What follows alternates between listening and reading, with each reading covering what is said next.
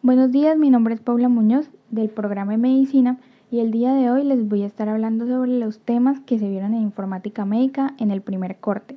En la primera semana tenemos las computadoras y su historia. Primero, precursores de las computadoras, la máquina de Turing en 1936, la ENIAC en 1945, la UNIVAC 1 en 1951.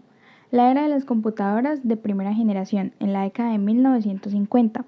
Están las válvulas de vacío, computadoras de gran tamaño y alto costo, lenguajes de programación de bajo nivel. Tercero, la era de las computadoras de segunda generación en la década de 1960. Tenemos los transistores, menor tamaño y costo. Cuarto, la era de las computadoras de la tercera generación en la década de 1970. En esta están los circuitos integrados, los chips, las computadoras personales, los PCs y el desarrollo del avance del lenguaje de programación BASIC. Quinto, la era de las computadoras de cuarta generación en la década de 1980. Están los microprocesadores, mayor capacidad y velocidad, computadoras más accesibles para los usuarios comunes y el auge de las interfaces gráficas del usuario. Sexto, la era de las computadoras de quinta generación en la década de 1990. Redes de computadoras y la WW, avances en la inteligencia artificial, computadoras portátiles y dispositivos móviles. Séptimo, la era actual, las computadoras modernas, miniaturización y mayor potencia del procesamiento, el Internet de las cosas, el IoT, avances en la inteligencia artificial y el aprendizaje automático.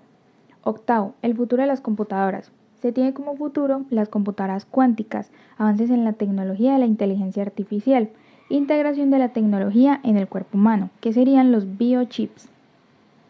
Aquí tenemos algunas de las imágenes de las computadoras anteriormente mencionadas sobre la historia. Primero tenemos la máquina de Turing, la ENIAC, la UNIVAC 1, las computadoras de la primera generación, las de la segunda generación y las de la tercera generación. Tenemos también las computadoras de la cuarta generación, ejemplos de las computadoras de la quinta generación, una de las computadoras de la actualidad y el futuro que se tiene pensado de las computadoras. Aquí tenemos una línea del tiempo en la cual se describe lo anteriormente dicho, que serían las computadoras y su historia.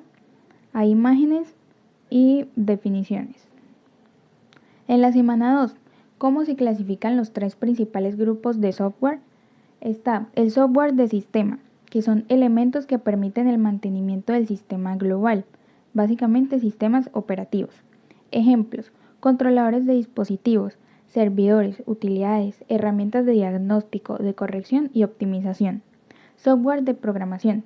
Son diferentes alternativas y lenguajes para desarrollar programas de informática. Algunos ejemplos son los editores de texto, compiladores, intérpretes, enlazadores, depuradores, entornos de desarrollo integrados. Tercero y último, software de aplicación. Permite a los usuarios llevar a cabo una o varias tareas específicas en cualquier campo de la actividad. Están las aplicaciones ofimáticas para el control de sistemas y automatización de la industria, el software educativo, el software empresarial y las bases de datos. Aquí tenemos una imagen de los tipos de software, están los tres, como se puede evidenciar. Tenemos algunos de los conceptos importantes en esta semana. Primero, los sistemas operativos.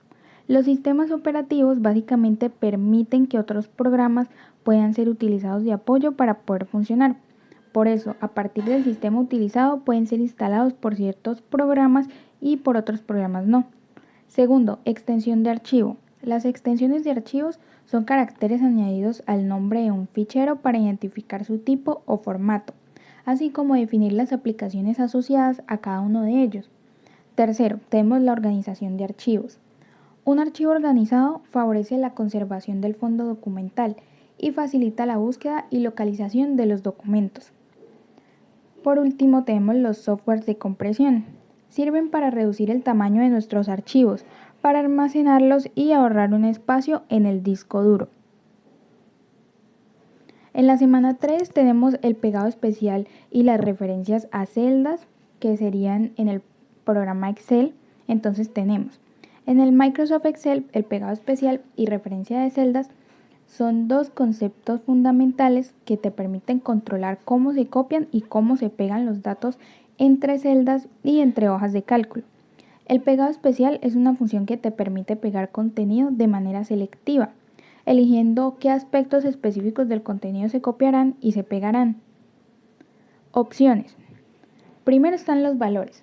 Solo se copian los valores numéricos o de texto, excluyendo fórmulas y formatos. Formatos. Se copian los formatos de celda, como el color de la fuente, el color del fondo, los bordes, etc., sin los valores ni las fórmulas. Están las fórmulas, que solo se pegan las fórmulas sin los valores ni los formatos.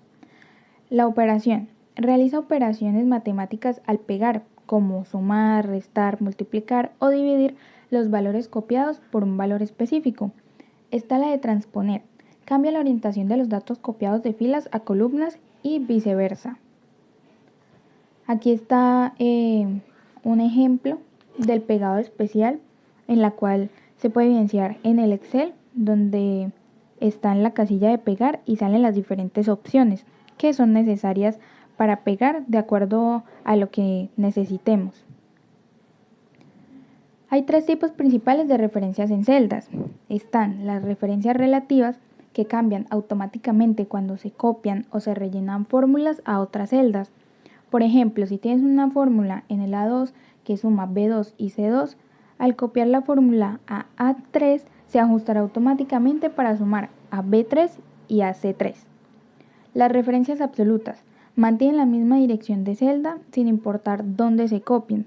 Se indican con el símbolo de dinero antes de la letra de la columna y el número de la fila.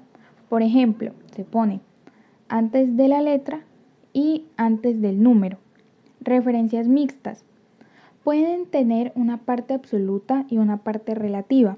Por ejemplo, el símbolo A2 se mantendrá en la columna A, pero cambiará en función de la fila. En la semana 4 tenemos herramientas informáticas orientadas a la medicina y cómo se utilizan el Internet para acceder a los recursos médicos. Primero tenemos el concepto de Internet. Internet es una red global de dispositivos interconectados que permiten la comunicación y el intercambio informático a nivel mundial. La utilidad del Internet es que básicamente tiene diversas utilidades en el campo de la medicina y en la investigación.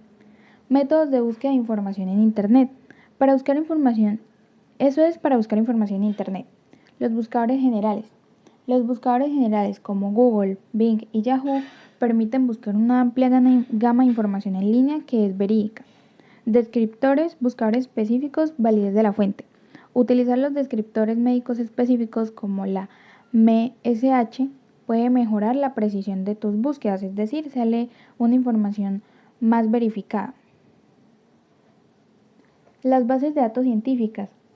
Existen bases de datos científicas como PubMed, Scopus y la Web of Science que ofrecen acceso a artículos de revistas médicas, investigaciones y estudios científicos en el campo de la medicina.